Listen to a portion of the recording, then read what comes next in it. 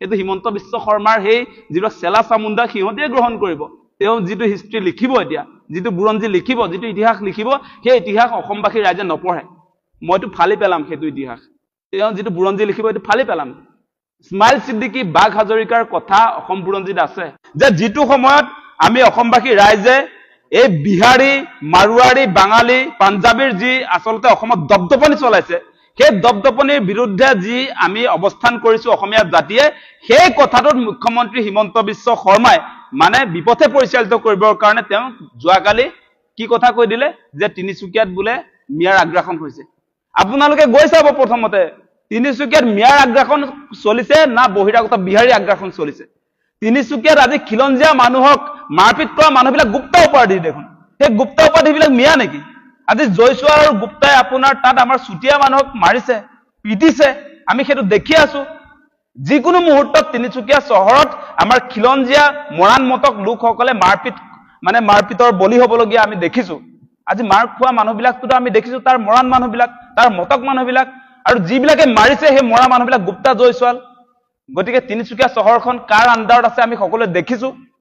গতিকে আজিৰ দিনটোত মুখ্যমন্ত্ৰীয়ে মিছা কথা কৈ অসমত মানে এটা বেলেগ এটা পৰিৱেশ তৈয়াৰ কৰিব খুজিছে এই মুহূৰ্তত মুখ্যমন্ত্ৰীয়ে অচিনাকি কথাটো কিয় আনিছে যে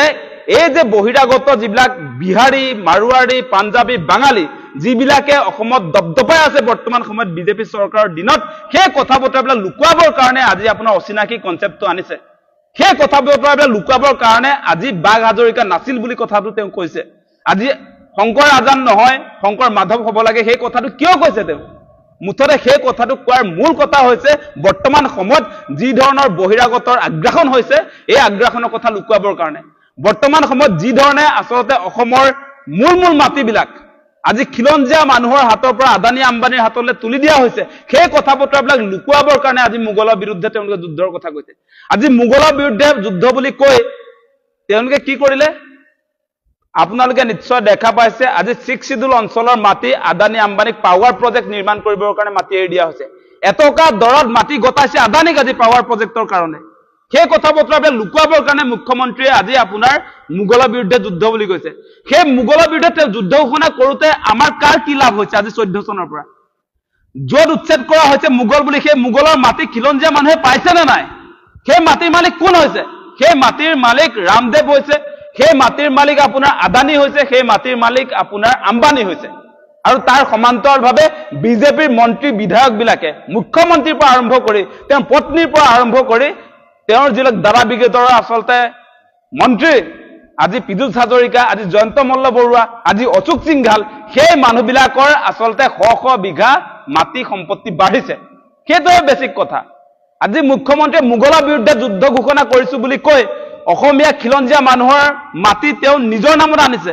আপোনালোকে এটা হিচাপ দি দিম এতিয়া আপোনালোকে চাব সেই কথা বতৰাবিলাক আজি তেওঁ যিটো সময়ত আচলতে অচিনাকি মানুহৰ বিৰুদ্ধে যে কথা বতৰাবিলাক কৈ এটা পলিটিকেল বাতাবৰণ আনিবলৈ যে খুজিছে এই সময়ছোৱাত যদি আমি মুখ্যমন্ত্ৰীৰ সম্পত্তিৰ তালিকাটো চাওঁ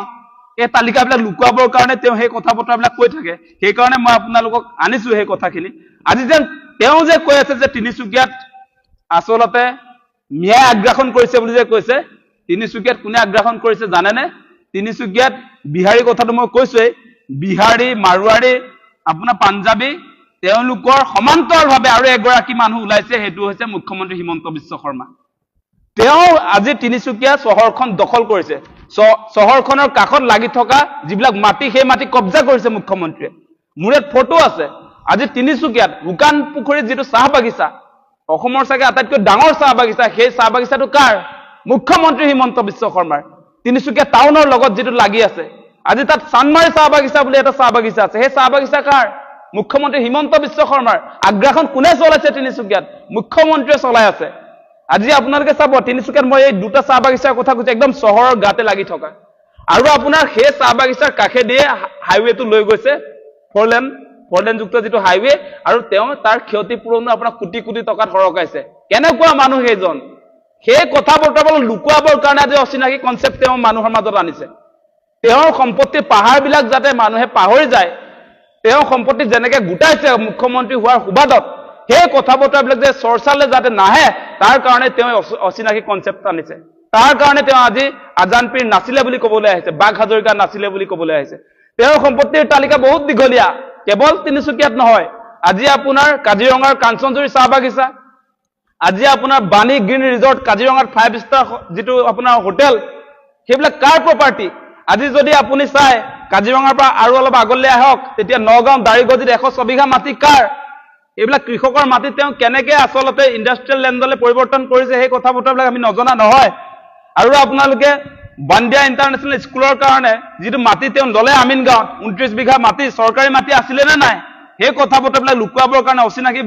বুলি যিটো কনচেপ্ট তেওঁ আনিছে, সেইটো কিন্তু আমি কেতিয়াও হ'বলৈ দিব নোৱাৰো। মূল কথাত আমি ধৰিম। আজি আপোনাৰ তেওঁ এই যে আপোনাৰ মোগলৰ বিৰুদ্ধে যুদ্ধ, অচিনাকি মানুহৰ যুদ্ধ বুলি কৈ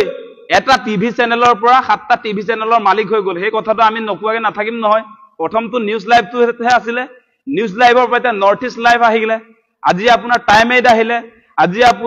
আপোনালোকে দেখিব ৰং চেনেল আহিছে, ৰামধেনু আহিছে,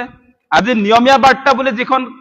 বাতৰি কাকত, সেই কাকতৰ মালিক তেওঁ হ'ল। আজি 12-18 যিটো আলোচনী, সেই তাৰ মালিক হ'ল হিমন্ত বিশ্ব শৰ্মা। আজি মেকডনাল্ড বুলি যিটো আপোনাৰ ডাঙৰ এটা গুৱাহাটীত জানে নহয়, সেই অনুষ্ঠানটোৰ মালিক আজি হিমন্ত বিশ্ব শৰ্মা। আজি গণেশগুৰিত তেখেতৰ মাটি, আজি গণেশগুৰিত মাটি, জুৰোডত মাটি, খ্ৰীষ্টান বস্তিত মাটি, উজান বজাৰত মাটি, মাজুলীতো প্ৰায় 40 বিঘা মাটি ইতিমধ্যে মুখ্যমন্ত্ৰীয়ে কিনিছে পুতেকৰ নামত। সেই খবৰবিলাক আজি আহিছে আৰু আছে এইবিলাক ডাটা। আৰু মোৰ হাতততো আপোনাৰ সেই নগাঁও দাৰিগজিৰ 106 বিঘা মাটিৰ পট্টা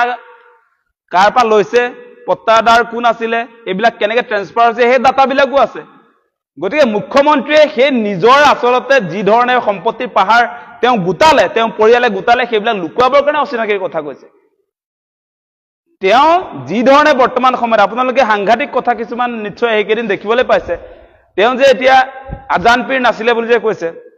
যে শংকৰ আজানৰ দেশ নহয় অসম, সেই কথা যে কৈছে, শংকৰ আজানৰ কথা আমি কিয় কওঁ? শংকৰ আজানৰ কথা সেইকাৰণে কওঁ, আমি একতাৰ কাৰণে, সম্প্ৰীতিৰ কাৰণে সেই কথা কওঁ। শংকৰ মাধৱ হয়, শংকৰ মাধৱ আমাৰ গুৰু, সেই কথা নোহোৱা নহয়। শংকৰ মাধৱ আমাৰ শংকৰদেৱৰ শিষ্য মাধৱদেৱ। গতিকে শংকৰদেৱ মাধৱদেৱ যিটো ধৰ্মৰ মানুহ, তেওঁলোকে এটা লাইনৰ। গতিকে আমি আজান পীৰৰ কথাটো কেলে আনিছো? তাত সম্প্ৰীতিৰ কাৰণে আনিছো, আমি একতাৰ কাৰণে আনিছো, গতিকে ভাতৃত্ববোধৰ কাৰণে আনিছো। সেই কথাবিলাক আজি তেওঁ আপোনাৰ বিপথে পৰিচালিত কৰিবৰ কাৰণে, মানুহৰ মনত বেলেগ এটা আপোনাৰ সাম্প্ৰদায়িক এটা চেণ্টিমেণ্ট মগজত ছেটিং কৰিবৰ কাৰণে সেই কথা বতৰা আহিছে। আমি শ বছৰ ধৰি আজি শংকৰ আজানৰ কথা গম পালো, আমি সমন্বয়ৰ কথা পাতিলো, গোটেই শংকৰদেৱে নিজেও আৰু আপোনাৰ শংকৰদেৱৰ সমান্তৰালভাৱে আজান পীৰে গোটেই অসমখনত সম্প্ৰীতিৰ বাতাবৰণ তেওঁ তৈয়াৰ কৰা নাছিলে জানো? সেই কথা বতৰাবিলাকতো আমি পাহৰি যোৱা নাই। আজি আপোনাৰ অসম বুৰঞ্জীৰ পৰা তেওঁ বাঘ হাজৰিকাটো নাই, সেইটো কাল্পনিক এটা চৰিত্ৰ বুলি ক'বলৈ আহিছে। আমি ক্লাছ 1ৰ পৰা মাষ্টাৰ ডিগ্ৰী কৰিলো, আমি বুৰঞ্জীৰ কিতাপবিলাকত বাঘ হাজৰিকা পঢ়ি আহিলো, বহুত প্ৰশ্ন কাকতত উত্তৰ লিখি আহিলো যে বাঘ হাজৰিকাৰ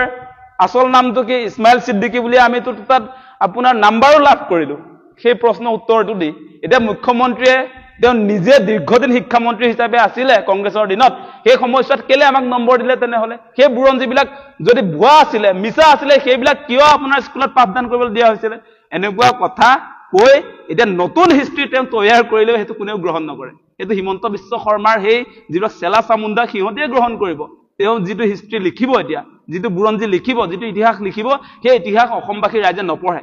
মইতো ফালি পেলাম সেইটো ইতিহাস। তেওঁ যিটো বুৰঞ্জী লিখিব, এইটো ফালি পেলাম। ইছমাইল ছিদ্দিকী, বাঘ হাজৰিকাৰ কথা অসম বুৰঞ্জীত আছে।